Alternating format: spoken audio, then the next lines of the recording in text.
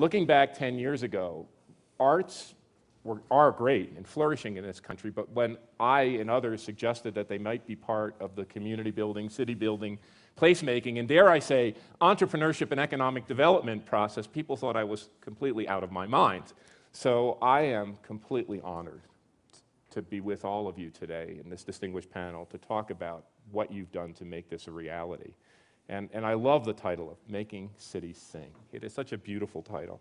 I'm not going to go into, our panelists are so distinguished, but Rocco Landesman, the 10th chairman of our national endowment, one of our greatest Broadway theater producers. So many of his plays have won Tonys, and we're neighbors.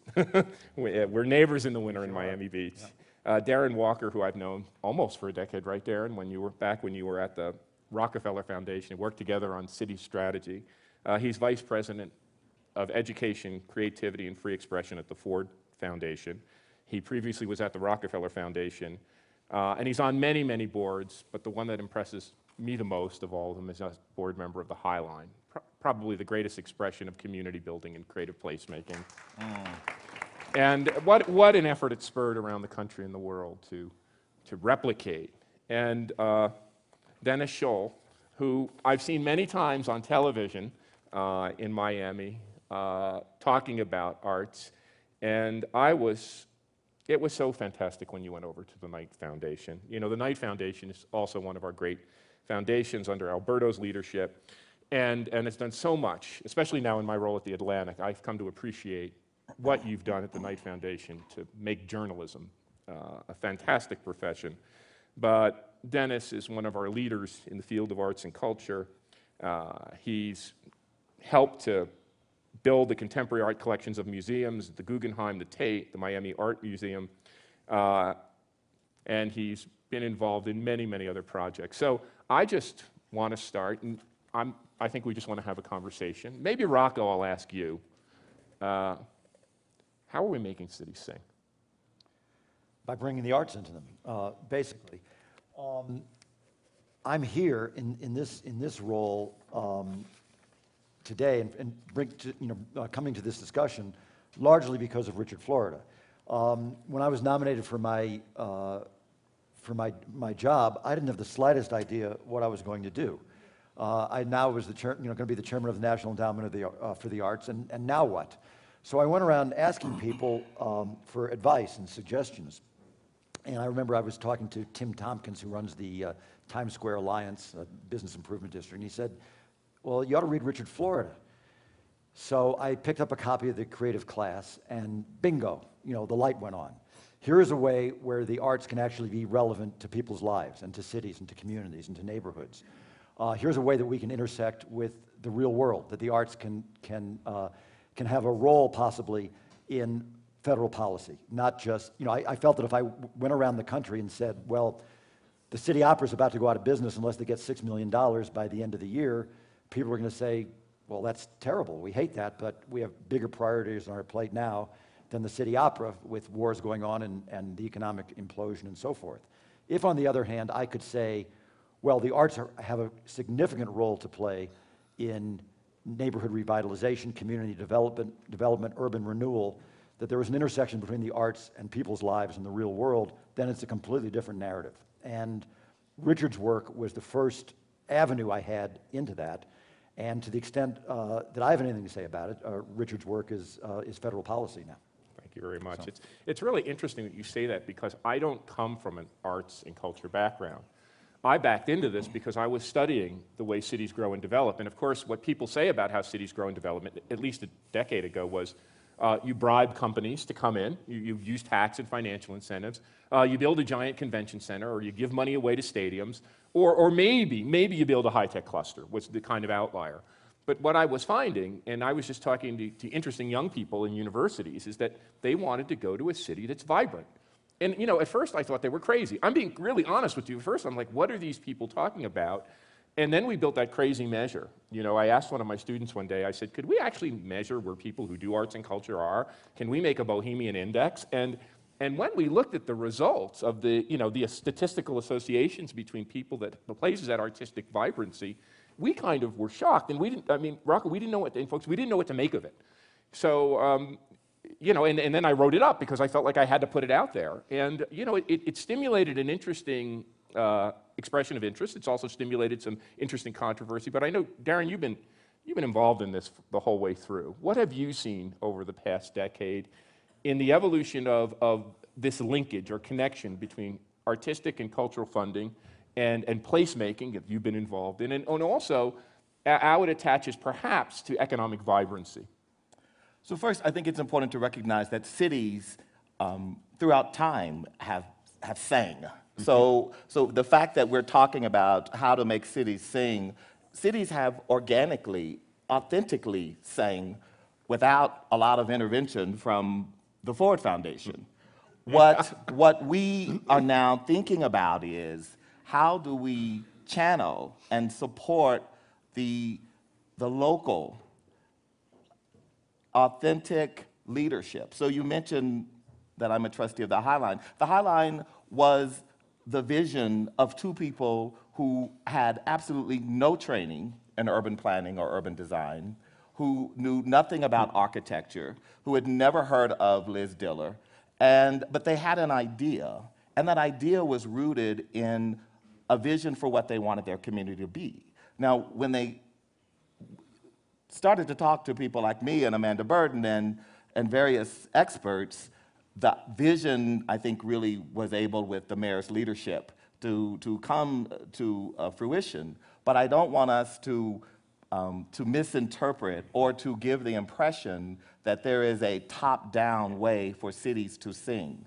I think our role at places like the Ford Foundation or city government is to help channel, to help lift up those voices of citizens who have great ideas but need policy and infrastructure to support those ideas. No, it's so amazing that you say that, because I learned that from when I met Jane Jacobs. You know, I was so honored in her later years to be able to spend time with her. And that's the first thing she said to me: if you want to know how a city develops, don't look at the top, look at the bottom. And it was just, I mean, for me, coming from this academic environment, top-down public policy, it was a revelation. And so, Dennis, you know, with a name like Florida, how could I not love Miami? I mean, it couldn't not but happen. And welcome to the neighborhood. Welcome to the neighborhood. They're all Miami Beachers now. We got to get Darren down there. That's now. right. I have the Hochbergs. I go where I can. But you've been involved, and what struck me, you know, and I want you to talk about this, but what struck me was the intersection of arts and culture and placemaking. Whether that's the park, the wonderful park in South Point, or when we saw, you know, we watched the Geary Symphony being built, and the American Symphony building being built, and the building was beautiful, but the park was the mind blower. And you know, I was at the opening of that, and we were on the panel with Frank and Liz and the fellows who from what was it, the group 8 from the Dutch guys who built the park. Mm-hmm. And when you see that public space, and when you see people who wouldn't be symphony goers, right, regular Miami people out there, this whole idea of how this has come together in Miami with arts and culture, but not just arts and culture, with this emphasis on public spaces which help to knit the community together. Would like to hear your perspective on how that's evolved over time. Well, I think that right now is a very interesting moment, because there's a confluence of circumstance that finally makes it the arts' turn. We've reached a point where maybe because of the financial crisis, people have stopped dropping multi-billion-dollar stadiums in places, chasing companies to bring them in, and they've begun to look at this organic bubbling that goes on in communities. You know, we begin to look at adaptive reuse as opposed to just tear it down and build another one. South Beach is a perfect example of that. What led the way in South Beach, which has had a 100-fold increase in tax revenues? What led the way was architecture and design. People cared about those buildings. So we're at a point now where politicians, for the first time maybe, are beginning to say, well, I can't do it the way I've always done it. What is it in my community? It's kind of like museums using their permanent collections now because they can't get those big touring shows anymore. They're too expensive. So you've got this moment where people are finally beginning to look to the arts as a leader. We're no longer kind of the redheaded stepchild with our hand out. Instead, you've got the arts being a leader in communities in developing neighborhoods that heretofore might not have been developed. So I think that's a very, very big moment. The other point I would say is that we did this study at the Knight Foundation called The Soul of the Community. And we asked thousands of people using the Gallup organization in 26 communities, all of which Knight Brothers used to own the newspaper. We asked them, what attaches you to your community? What is it about your community that you really embrace? And the number one thing that people cared about in their community was social offerings, the idea of arts and culture in their community. The least thing they cared about, if there are any politicians there, I know they're all over here this week, but was civic engagement. That's just not what they're coming for. It feeds so much into your work and what you've been talking about, but the number one thing people care about in their communities, the reason that they go places, are because of social offerings. And it's an incredible, if you haven't been to that homepage, The Soul of the Community, it's one of the most incredible. I'm very dear friends with Jim and participated in the design of that survey way long ago. And they've been very much trying to figure out what makes people happy and fulfilled and give them meaning and purpose in their life. And we had the idea that, well, it comes from social relationships, it comes from having great work, but your community is filling that third bucket. And when the findings came in of this remarkable survey, to see how much the aesthetic character of a community, investment in community spaces and social offerings, and in a vibrant arts and cultural community. Now, I want to ask you a little harder question. There is a debate in this country and other countries about how arts funding should go. It's the same debate as a scientist, a social scientist, that we have about scientific and social scientific funding, and it is, how do we balance funding the big arts institutions? You know, I was on the board of the Warhol Museum in Pittsburgh, and my director there, Tom Sokolowski, told me something that I'll never forget. I don't really like to even repeat it, but he said to me, Richard, remember, great art isn't made in the museum. I will never forget that statement. Great art is made by living, breathing artists. How in your world do you balance this idea of funding, because we need to make investments in artistic and creative infrastructure, institutions, with funding the individual artist, or what sometimes we call the artistic scene building process? How do you try to balance that, or how do you guys see that happening? Well, at least from a federal government perspective, the one place where the arts affect everyone, people who would never buy a ticket to go to a play or go to a museum or go to a ballet or opera, is in design and public art, and what the aspects of aesthetic aspects of a city that people are going to encounter every single day. This is their entree into art. So from my perspective, this has a special place. In my hometown of St. Louis, you had a pretty depressing and forbidding downtown. People would basically drive from the western suburbs down to the ballpark, drive back again. Well, they put a sculpture garden right smack in the middle of downtown St. Louis that's open and inviting with world-class sculptures. And you know, you go there, I was there a few months ago, and you go there during the day and there's fountains and the kids are playing, and mothers are bringing their kids in, and people are congregating there with their friends, and they're intersecting with art in a way that they never would have conceived of before. And one way or another, some of those are going to become patrons, but even if they don't, they feel they're living in a more welcoming and aesthetic place. You must face this every day. You must face this every day. You're talking about two axes. You're talking about the individual and the institution. Exactly.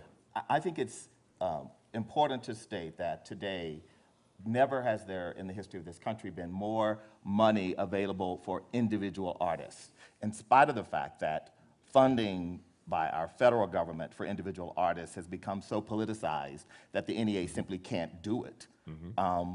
So those of us in philanthropy and many individual donors have stepped up, and programs like U.S. Artists, which give $50,000 unrestricted grants to individual artists, lots of programs like this have popped up.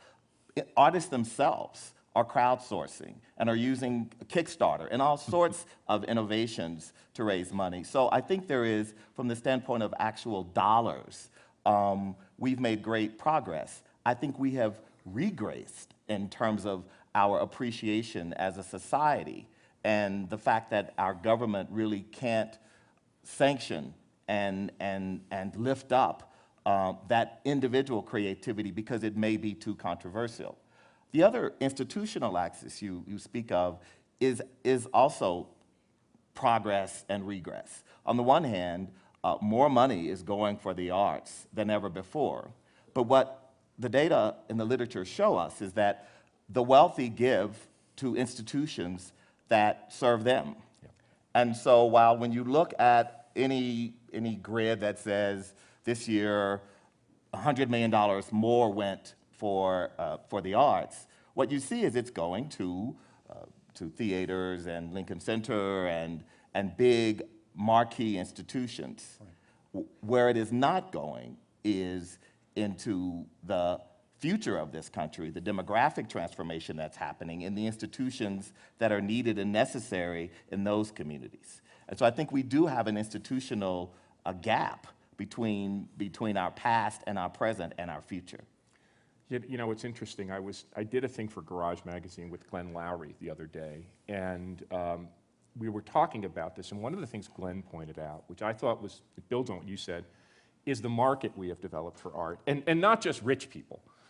People who want to buy contemporary or young or emerging artists who don't have a lot of money, but this is the flourishing market. Or for young musicians, you know, there have never been so many independent bands or young R&B or hip-hop acts in this flourishing market. Is there anything we could do, Dennis, is there anything we could do to help that market grow and become even more vibrant than it already is? Well, I think the market happened because, you know, the availability of so much more information digitally, that people have begun to wake up and say, I want to curate my own experience.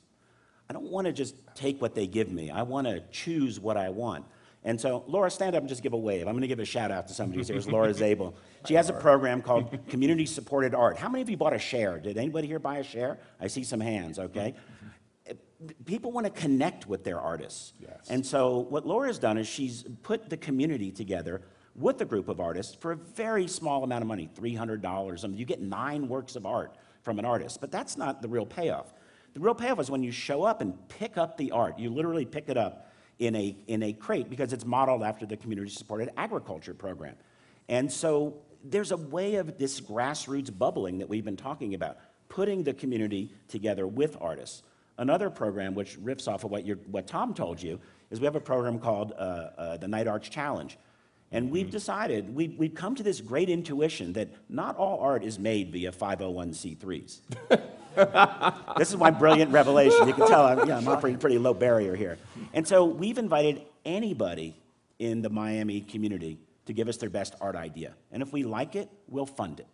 And so it's generated almost 10,000 ideas from the Miami community over the past 5 years. And so we're trying to open the doors and let people have an opportunity to participate at a more grassroots level. That's where the art comes from.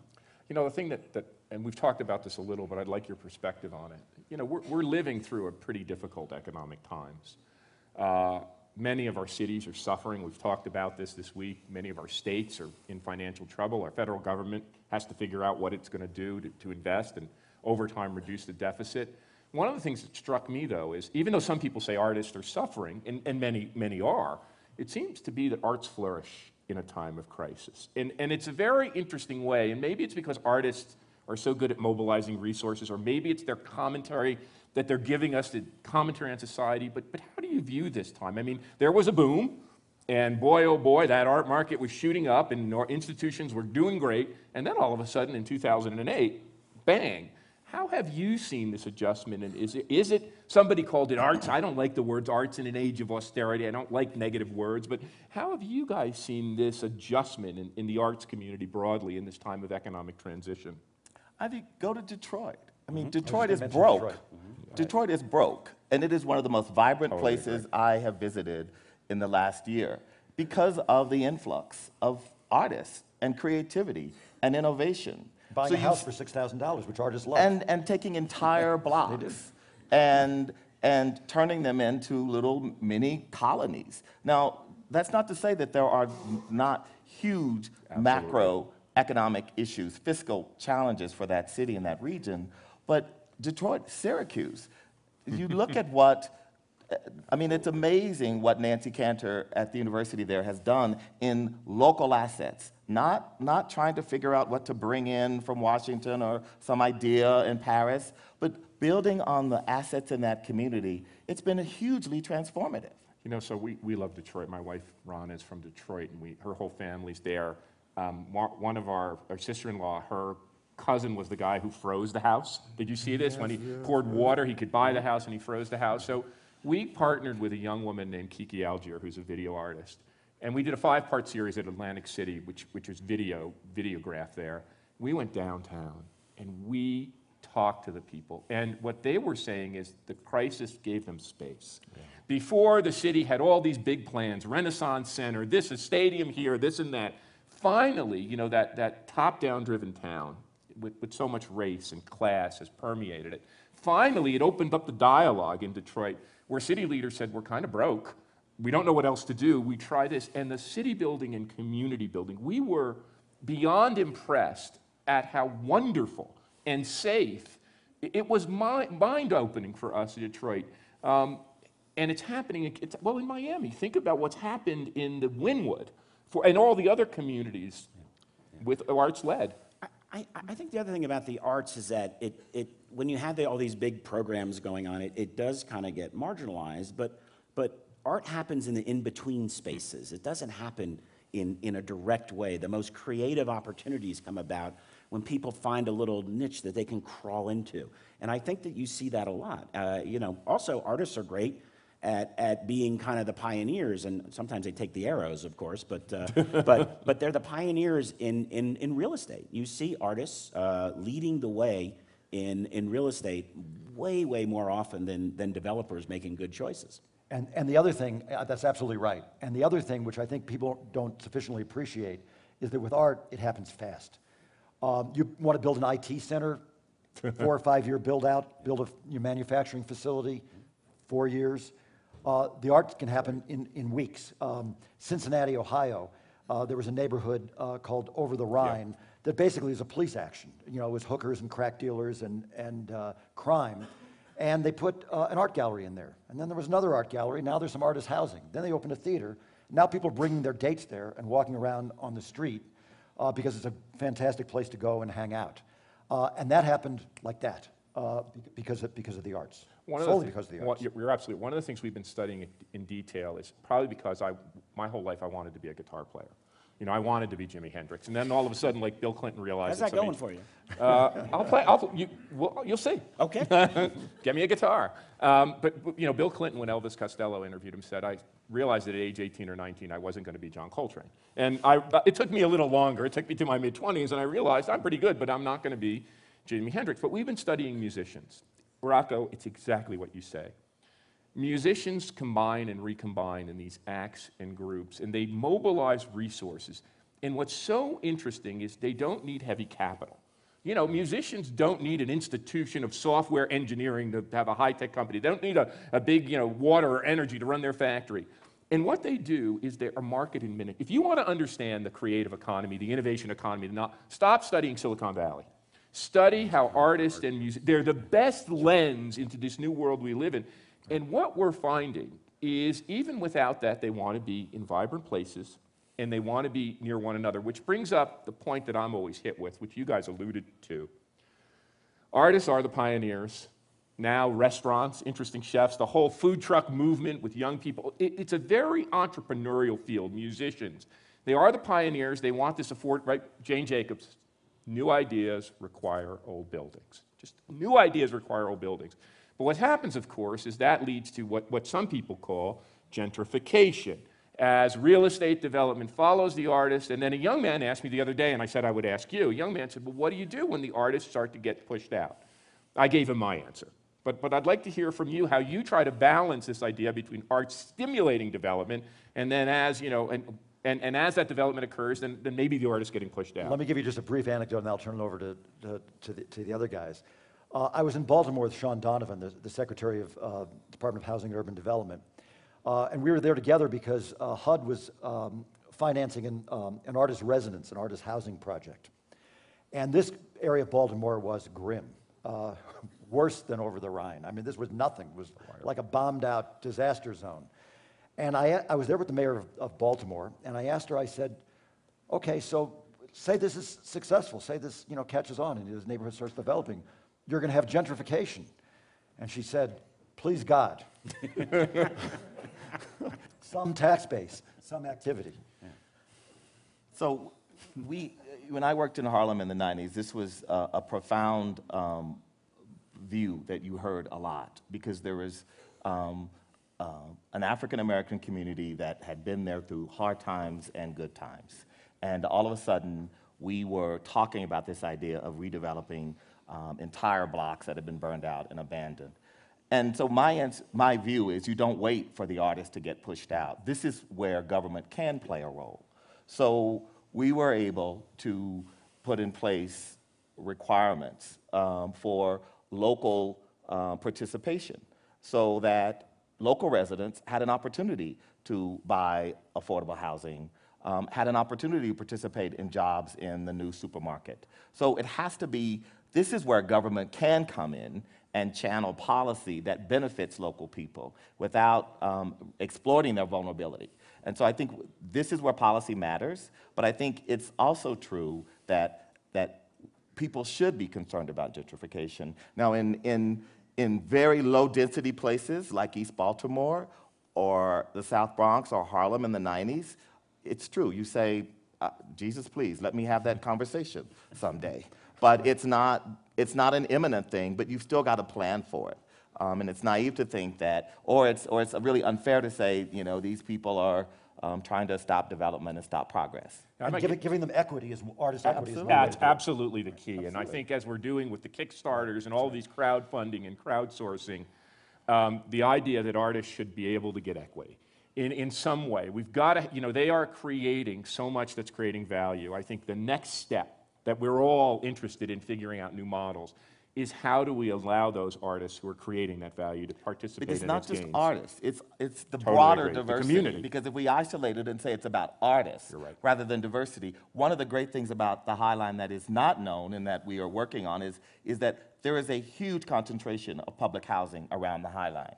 And so what the challenge we have is to ensure that those New Yorkers feel that the High Line is their High Line. Because what many of them experience is a sort of a horizontal Statue of Liberty experience where you've got all these people lined up speaking different languages and just bursting to get onto the High Line. And they're saying to themselves, but I thought this was our neighborhood park.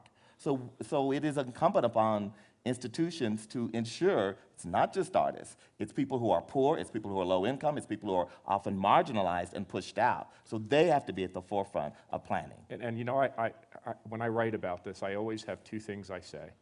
Every single human being is creative. Every person has their creative contribution, and that creativity defies the social categories we have imposed on ourselves, whether they're race, gender, sexual orientation, ability, disability. And Dennis, you have this crazy, crazy program, don't you, called Random Acts of, is it Random Acts of Creativity? Random Acts of Culture. We've basically tried to, again, align artists with their public.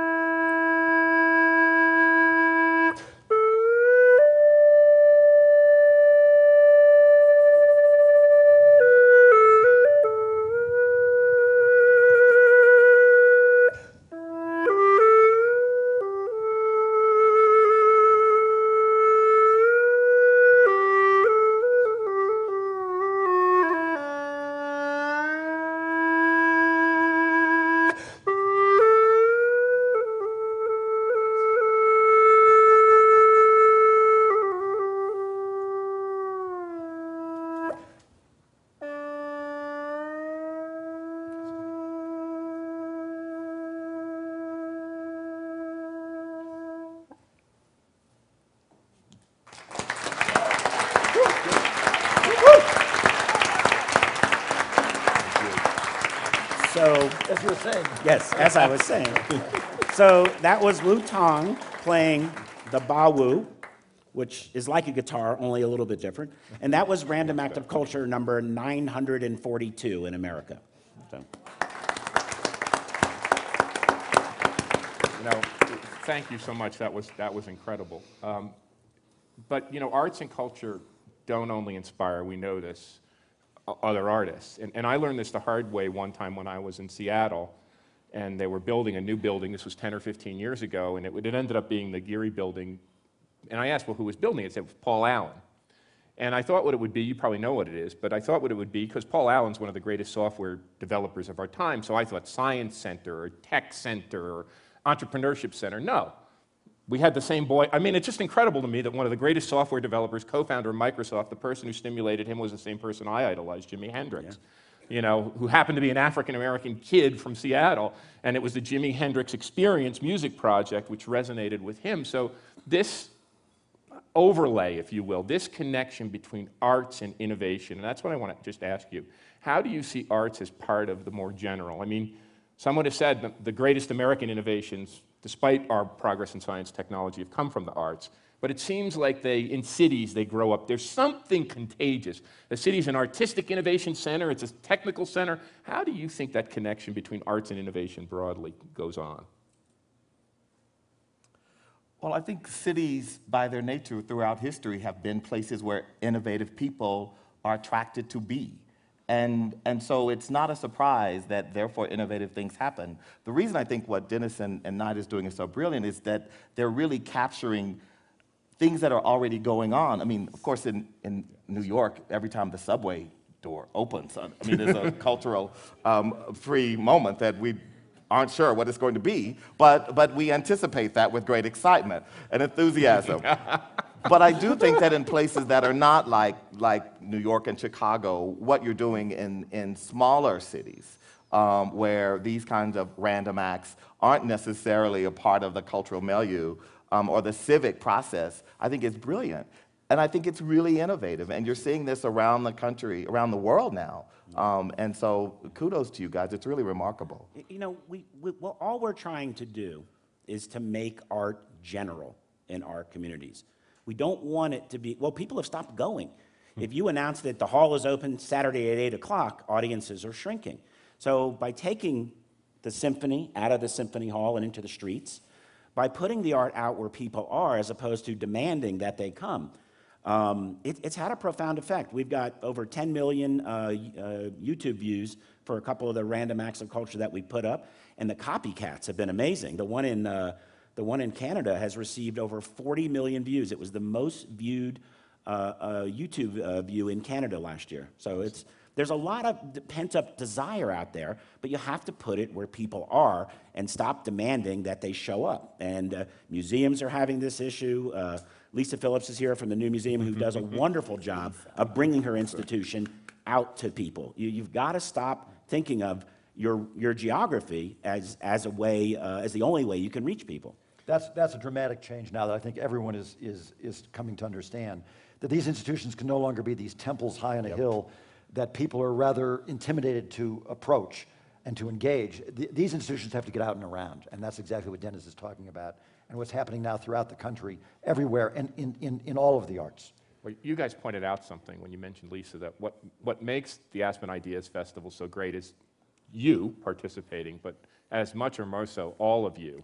So what I'd like to do now with the time we have remaining, with so many arts and cultural builders, city builders, federal officials, I have so many great people in the audience, I'd like to throw it out there for you guys if you have some questions.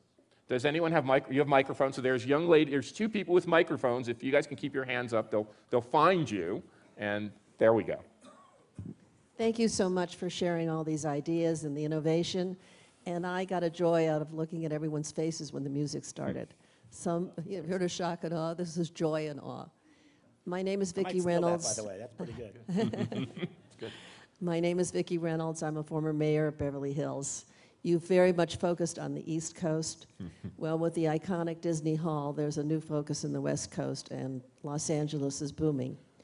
Beverly Hills is 5 square miles, 33,000 citizens, and the historic post office registered with the Department of Interior went on the market. I felt that it was a national treasure, it was a civic treasure, we should buy it for the city. They said, what do you want to do with it? And I said, well, we have no cultural center. We have no gathering place. So they said, oh, great idea, you go do it. So we did. We purchased the building and then tried to raise the money for a startup. And this is where you come in, the foundations. While we have an angel whose name is Annenberg, and therefore it's not such a sexy place to come from to go to asking for grants. We live in the city of Beverly Hills where everybody assumes that we have discretionary money that never ends. But you don't have to be living in the inner city to be culturally deprived. And as part of the region, which is growing in a very positive way, local residents are hard to sell on the arts. There's still the old guard that say arts come last. You see it in education, you see it everywhere. So how does a city which really has a great vision, we've come together in a very collaborative way, approach the funding for grants when they say, oh, Beverly Hills, oh, Annenberg, you don't need the money. But we do. So Rocco gathered us all in Darren's office about 2 years ago, and he said he felt this wave of opportunity coming about creative placemaking, about vibrancy in communities. But then he asked us to put our money where our mouth is. And so we've all come together to found an organization called Art Place. And it's led by Carol Coletta, who is the former director of CEOs for Cities. She's a wonderful leader, a great entrepreneur. And so artplaceamerica.org is giving significant grants to projects across America that are basically creating vibrancy led by art and artists. In amounts far greater, by the way, than the NEA itself is funding. Yeah, well, that will be Rocco's legacy, though. Instead of worrying about the pie and how much they can get at the NEA, Rocco has baked a really much bigger pie, thank goodness. So that's to his credit, I must say. But that's a place to go and look and see what kind of projects are being funded. Everybody in this audience can tell me in their neighborhood where it's going on, where the artists are convening. What is that intersection in your neighborhood where the bubbling ooze is starting to happen, where it's starting to come together, where artists are leading the way? Those are the kind of projects that we're looking for at Art Place. Just quickly, I don't want to get too grandiose about this, but I do believe you have an incipient, significant national movement here. There was just an announcement recently by the Kresge Foundation that their work in the arts is going to be entirely devoted to creative placemaking. In the new, that's in the private sector. In the new 2013 budget that's coming out of the administration, assuming it's reelected, there's actually an increase for the NEA, as shocking as that is. Not too many agencies getting increases in the federal government.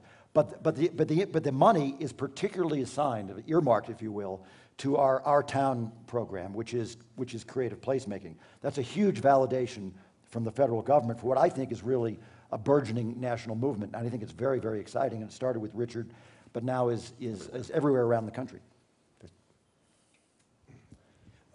Hi, I'm Chris Palladino from New Brunswick, New Jersey. And I can't agree with you more. Anytime that we've actually built a building, and I run a not-for-profit development company, I could build a 400,000 square foot building, but the little park that we restored in front of it is all people talk about. And usually, I know we've done a good thing then. But today, we're in the planning stages of building a 400,000 square foot student housing, retail. The only thing that I've committed to so far is to bring back the food trucks that are going to get displaced. But I have 40,000 square feet of public space and a budget for it.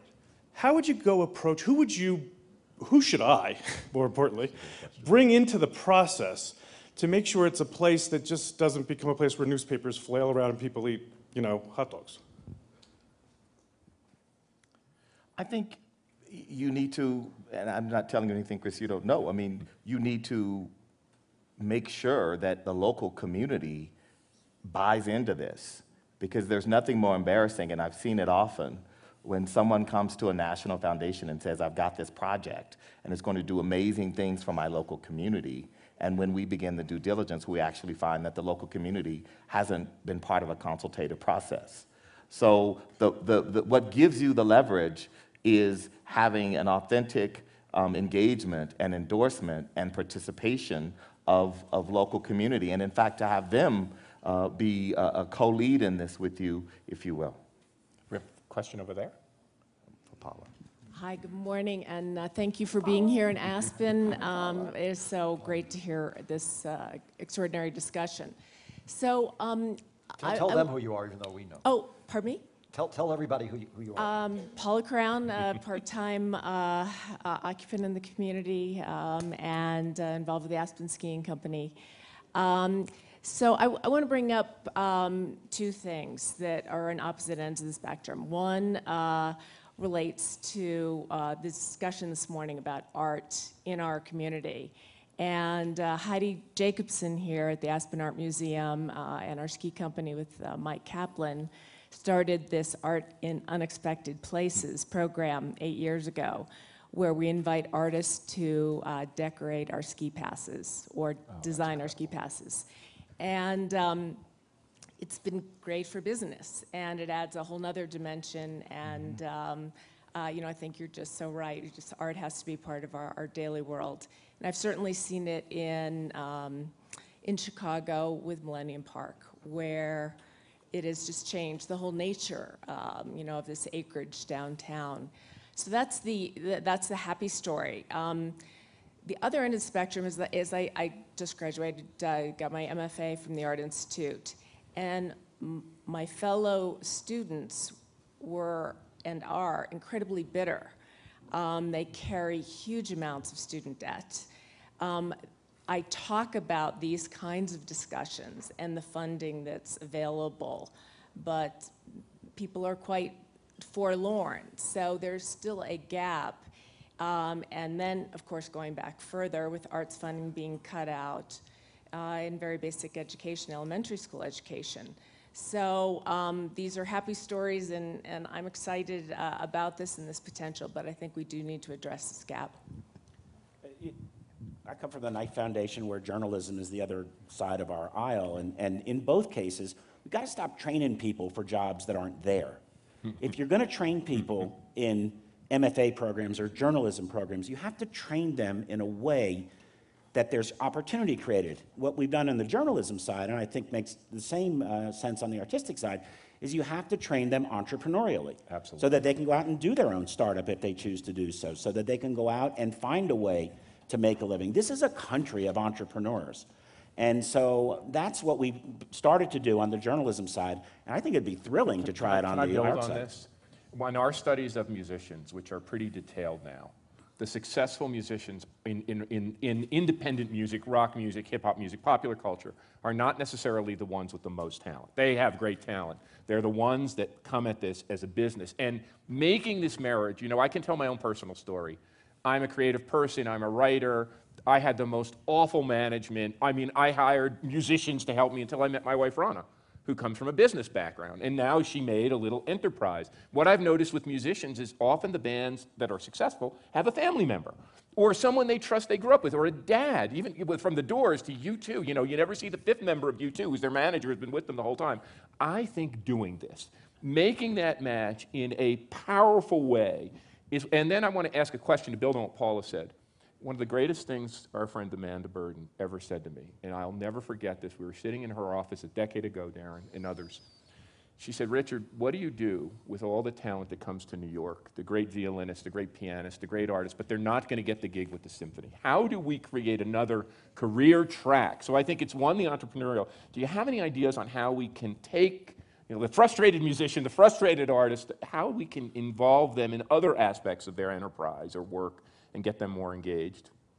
So I think Paula has identified the fact that we have a system of training arts and arts administrators that needs to be rethought, that needs to be reset, because we are, in many ways, training people for the ideal of the museum as the citadel. And so when you look at the paradigm of the Met, which has steps that you climb to reach the entry, and the Brooklyn Museum, which actually obliterated the steps, and now there is a clear passage in.